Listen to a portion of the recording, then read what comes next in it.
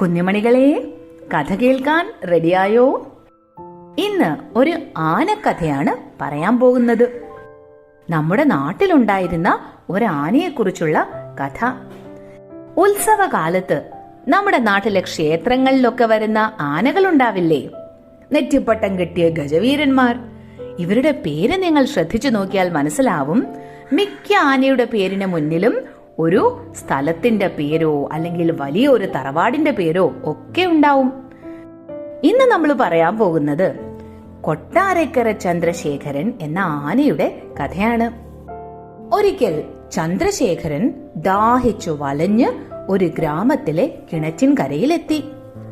കിണറ്റിൽ നിറയെ പളുങ്കുപോലെയുള്ള വെള്ളം, അതായത് നല്ല ശുദ്ധമായ തെളിഞ്ഞ വെള്ളം.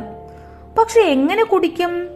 തുമ്പിക്കൈ എത്തിച്ചു കുടിക്കാവുന്നതിലും എത്രയോ താഴെയാണ് ജലം. ചന്ദ്രശേഖരൻ പലവട്ടം ശ്രമിച്ചു, പക്ഷേ ഒരു തുള്ളി വെള്ളം പോലും കിട്ടിയില്ല. അവനാണെങ്കിലോ വല്ലാതെ ദാഹിക്കുകയും ചെയ്യുന്നു. നാവ് വരണ്ടു കുഴഞ്ഞു. അപ്പോഴാണ് തൊട്ടടുത്തുള്ള വീട്ടിലെ പാത്തുമ്മ മൺകുടവും പാളത്തൊട്ടിയുമായി കിണറ്റിനരികിൽ വെള്ളം കോരാൻ വന്നത്. മൺകുടം എല്ലാവർക്കും അറിയാമല്ലേ, മണ്ണുകൊണ്ടുണ്ടാക്കിയ കുടം. ഇനി പാളത്തൊട്ടി എന്ന് വെച്ചാൽ എന്താണ്? ഇന്നിപ്പോ നമ്മുടെ വീടുകളിലൊക്കെ വെള്ളം എങ്ങനെയാ നമുക്ക് കിട്ടുന്നത്? പൈപ്പിലൂടെയാണ് വെള്ളം വരുന്നത്. പൈപ്പൊന്ന് തുറക്കേണ്ട താമസം, എത്ര വെള്ളം വേണമെങ്കിലും കിട്ടും. എന്നാൽ പണ്ട് കാലത്ത് അങ്ങനെയായിരുന്നില്ല. ആൾക്കാര് വെള്ളത്തിന് വേണ്ടി കൂടുതലും ആശ്രയിച്ചിരുന്നത് കുളങ്ങളും കിണറുകളും ഒക്കെ ആയിരുന്നു. അപ്പോൾ കിണറ്റിൽ നിന്നും വെള്ളം കോരിയെടുക്കുന്നത് എങ്ങനെയാണെന്നറിയാമോ? നമ്മുടെ കവുങ്ങ് എന്ന് പറയുന്ന മരം, ആ മരത്തിന്റെ പാളയുണ്ട്, ഉണങ്ങിയ പാള കൊണ്ട്. പാള എന്താണെന്ന് അറിയാത്ത കുഞ്ഞുമണികൾ അച്ഛനോടും അമ്മയോടും പറയണം, പാള എന്താണെന്ന് കാണിച്ചു തരാൻ കേട്ടോ. ആ പാള കൊണ്ടുണ്ടാക്കിയ ഒരു പാത്രം, വെള്ളം കോരിയെടുക്കാനുള്ള പാത്രം, അതാണ് നമ്മൾ പാളത്തൊട്ടി എന്ന് പറയുന്നത്.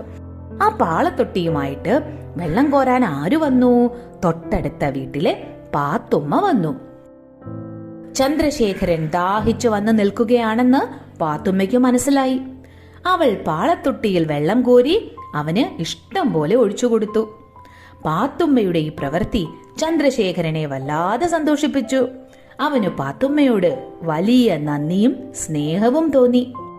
അന്നു മുതൽ എന്ത് കിട്ടിയാലും ചന്ദ്രശേഖരൻ അതിൽ നിന്നൊരു പങ്ക് പാത്തുമ്മയുടെ കുടിലിന്റെ ഇറയത്ത് കൊണ്ടു ചെന്ന് വയ്ക്കും.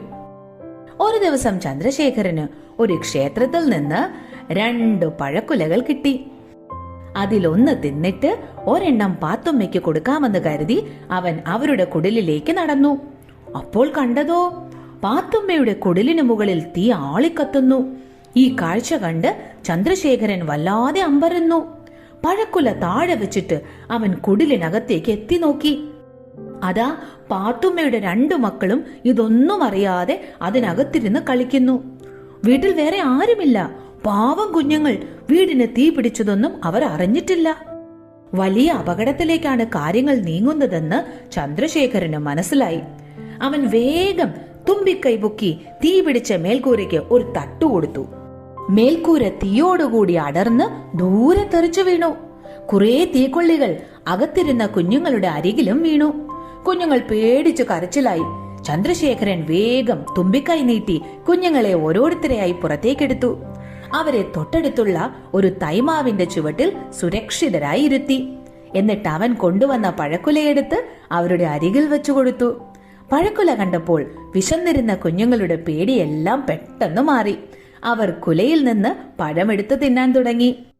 തന്റെ കുടിലിൽ നിന്ന് തീയും പുകയും ഉയരുന്നത് കണ്ട് പണിക്കുപോയ പാത്തുമ്മ അവിടേക്ക് ഓടി വന്നു. അപ്പോഴേക്കും ചന്ദ്രശേഖരൻ തീയെല്ലാം പൂർണ്ണമായി തുമ്പിക്കൈ കൊണ്ട് തല്ലിക്കെടുത്തി കഴിഞ്ഞിരുന്നു. തന്റെ കുഞ്ഞുങ്ങൾ ഒരാപത്തും കൂടാതെ മാവിൻചോട്ടിലിരുന്ന് പഴം തിന്നുന്നത് കണ്ട് പാത്തുമ്മയ്ക്ക് ആശ്വാസമായി. അവൾ ആനയെ നോക്കി പറഞ്ഞു, ചന്ദ്രശേഖര, നീ എന്റെ കുഞ്ഞുങ്ങളെ ഒരാപത്തും കൂടാതെ രക്ഷിച്ചല്ലോ. നിനക്ക് 100 നന്ദി. ഇതിനിടയിൽ ചന്ദ്രശേഖരൻ തിടുക്കത്തിൽ എവിടേക്കോ പോയി. പിന്നെ അവൻ വന്നത് തുമ്പിക്കൈയിൽ നിറയെ ചൂരലുകളും മുളകളും പനമ്പട്ടയുമായിട്ടാണ്. അപ്പോഴേക്കും അയൽക്കാരും വിവരമറിഞ്ഞ് അവിടെ ഓടിയെത്തി. എല്ലാവരും ചേർന്ന് പാത്തുമ്മയുടെ കുടിൽ വീണ്ടും കെട്ടിയുണ്ടാക്കി. ചന്ദ്രശേഖരനോട് എങ്ങനെ നന്ദി പറഞ്ഞാലും മതിയാവില്ല. അവൻ സ്നേഹമുള്ളവനാ. എല്ലാവരും ഒരേ സ്വരത്തിൽ അവനെ പുകഴ്ത്തി. ഇഷ്ടമായോ കൊട്ടാരക്കര ചന്ദ്രശേഖരന്റെ കഥ? ആ, എത്ര നല്ല ആന, എന്ത് സ്നേഹമുള്ള ആന എന്നൊക്കെ തോന്നിയില്ലേ? ചില കുസൃതികളെ നിങ്ങൾ ശ്രദ്ധിച്ചിട്ടുണ്ടാവും.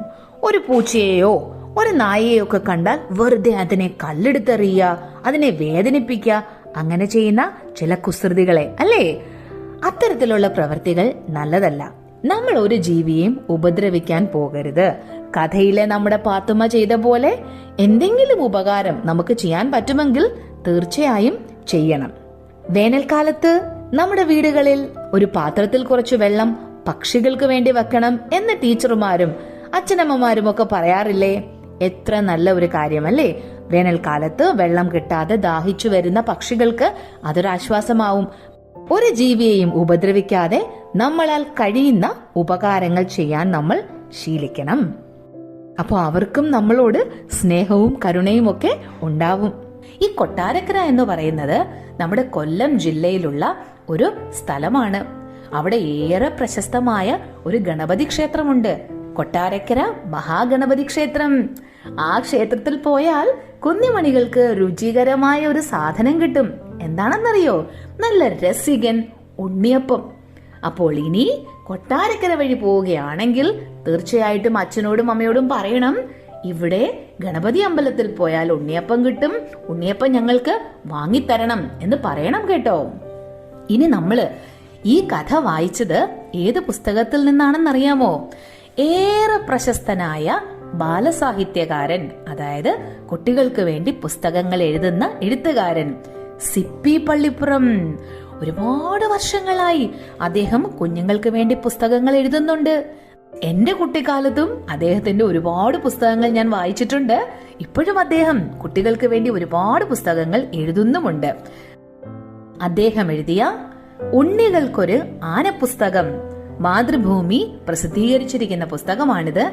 ആ പുസ്തകത്തിൽ നിന്നൊരു കഥയാണ് ഇപ്പോൾ ഞാൻ നിങ്ങൾക്ക് വേണ്ടി വായിച്ചത്. ലോകത്തിലെ ഒരു മഹാത്ഭുതമാണ് ആന. ആനയെ ഇഷ്ടപ്പെടാത്ത ഒരാൾ പോലും ഈ ഭൂമുഖത്തില്ല.